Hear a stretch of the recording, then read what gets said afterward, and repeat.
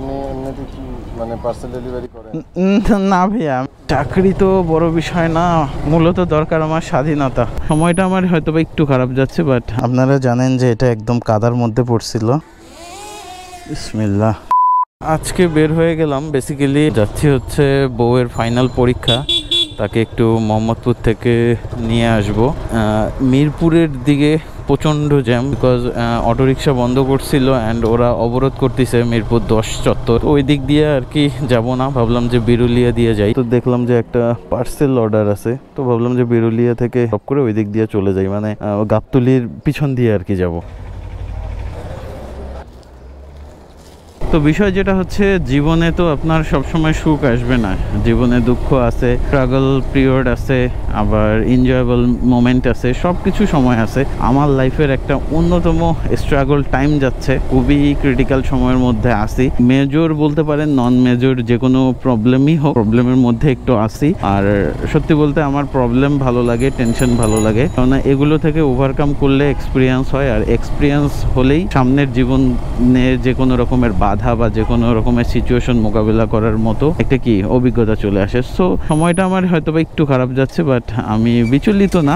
এটার ইফেক্ট সত্যি বলতে আমার কন্টেন্ট ক্রিয়েশনে পড়তেছে। আপনারা বুঝতেই পাচ্ছেন যে প্রায় 1 মাস হয়ে যায় বান্দরবন রাঙামাটি থেকে আসছি, তারপরে 2-3 দিন রাইড শেয়ারের ভিডিও ছাড়া কিন্তু আর কোনো রকমের ভিডিও নাই। যত সব রিপোস্ট দিয়েই পেজটা রানিং রাখতেছি, ইচ্ছা করে ভিডিও দিচ্ছি না বা টেনশনে ভিডিও দিচ্ছি না, এরকম কিছু না। আসলে অনেক কিছু বিষয় আছে যার পরিপ্রেক্ষিতে ভিডিও দিতে পাচ্ছি না। তো একটা বিষয় কি, আমরা যারা মোটো ব্লগিং করি বা ট্রাভেল ব্লগ করে, তাদের কিন্তু আসলে শুধুমাত্র ইচ্ছা থাকলেও হয় না, টাকাটাও একটা বড় ফ্যাক্ট। যেমন বান্দরবন রাঙামাটি ট্যুর দিয়ে কিন্তু ভালো একটা অ্যামাউন্ট খরচ হয়ে গেছে, অ্যান্ড বাসায় আমার ভালো পরিমাণ টাকা স্পেন্ড হচ্ছে কিছু পার্টিকুলার কারণে। তো এই জন্যে সত্যি বলতে ফিনান্সিয়াল কারণেই আমি বের হতে পারছি না বাসা থেকে।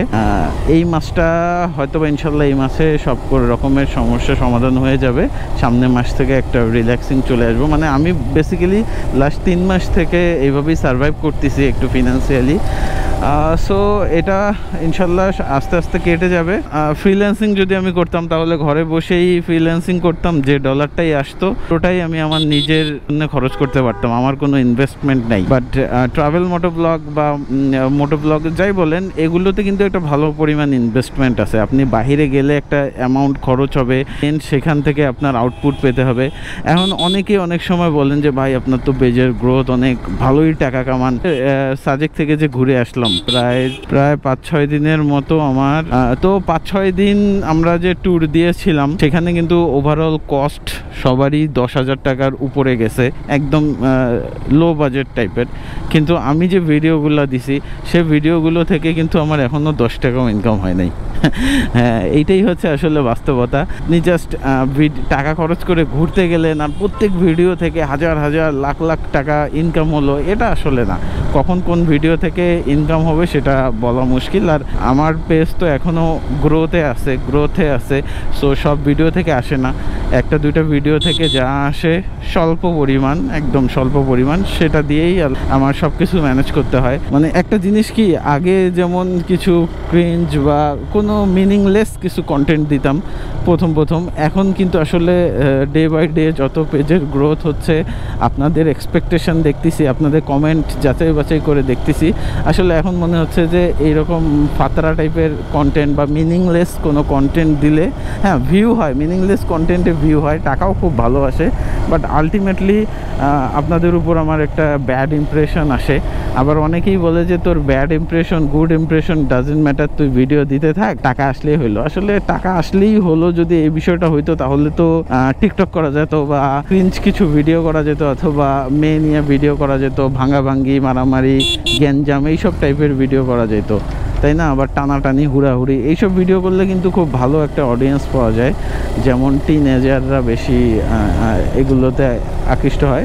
বাট এখন আসলে ওই সময়টা আর নাই যে মিনিংলেস কোনো কন্টেন্ট দেই। চেষ্টা করি, হ্যাঁ অনেক সময় হয়ে যায়, মনের অজান্তে হয়ে যায়, বাট চেষ্টা করি যে এখন মিনিংফুল কিছু যা কন্টেন্ট দিব মিনিংফুল অ্যান্ড আপনাদের এবং আমার নিজেরও উপকার হবে। এই জন্যেই আসলে কন্টেন্ট, ভালো কন্টেন্ট অনেক আছে, হ্যাঁ, যেমন রাস্তার মাঝখানে কাউকে দেখলে বা কোনো ছাপড়ি দেখলে ওটা নিয়ে কন্টেন্ট করলাম, অথবা কোনো গাড়ি লাগাই দিল ওইটা নিয়ে কন্টেন্ট করলাম। আসলে যেটা গাড়ি লাগাই দিল, যেটা আসলে যেটা থেকে কিছু শিক্ষা নেওয়া যাবে, যেটা থেকে আসলে সামনে আপনারাও বুঝবেন যে এরকম হতে পারে, সেটা দেই। কিন্তু যেগুলো অহরহ ঘটে সেগুলো আসলে দেয়া হয়ে গেছে, আপনারা প্রতিনিয়তই দেখেন, এক্সেপশনাল কিছু না। সো এইরকম আসলে ভিডিও দিই না। এই বিষয়গুলো নিয়েই আসলে আপনাদের সাথে অনেকদিন থেকে কথা বলতেছি। এই রাস্তা দিয়ে কত যাচ্ছিলাম বেস্ট কয়েকদিন, বাট আপনাদের সাথে কথা বলতে পারছিলাম না। তো আমার জন্য এইটাই কথা বলবো যে আমার জন্য দোয়া করবেন, যাতে আমি খুব তাড়াতাড়ি আবার কামব্যাক করতে পারি। আর বেশি বেশি আপনারা আমার রিপোস্ট দেখেন। রিপোস্টটা দেওয়ার কারণ পেজের রিচ যাতে কমে না যায়, আপনাদের সাথে ইন্টারাকশন যাতে কমে না যায়, আপনারা আমার সাথে বজায় থাকেন। এই জন্যে একটা দুইটা পোস্ট বারবার রিপোস্ট দেই, কেননা ভাই ও পোস্টে রিপোস্ট দিলে কিছু ভিউজ আসে, হ্যাঁ, আগের যেহেতু মজাদার ভিডিও, ওই ভিউজ থেকে কিছু ইনকাম আসে, যেটা থেকে আমার হেল্প হয়। এই জন্যেই দেই, মানে এমন না যে কোনো রকমের ফাতরামি করতেছি। তো এই তো এখন যাই, গিয়ে এই পার্সেলটা ড্রপ করি, দেখি বিরুলিয়া থেকে কত দূর, দেউনি নাম বোধহয় জায়গাটার। যেহেতু আমি এদিক দিয়েই যাব, যেহেতু এই পার্সেলটা পিক করছি, না হলে কিন্তু আজকে মোহাম্মদপুরের দিকে যাওয়ার ব্যবস্থা হয়ে যেত। আসলাম, লোকেশনটা এইটা, এই যে এইখানে দিতে হবে মেবি। জি ভাই, ভাই খুচরা এত টাকা কিভাবে দিই? খুচরা কিভাবে দিই এত টাকা? একটু দেখেন না, বেশি না, 180 টাকা। না, বিকাশে থাকলে আপনি বিকাশে দিতে পারেন। হ্যাঁ, 180 টাকা বিকাশে দিয়ে দেন। আপনি এমনিতে কি মানে পার্সেল ডেলিভারি করেন? না ভাইয়া, লোক আর কি পার্মানেন্ট হলে। বুঝতে পারছি। আশেপাশে আপনার আসছে ভাইয়া, টাকা আসছে। ঠিক আছে ভাইয়া।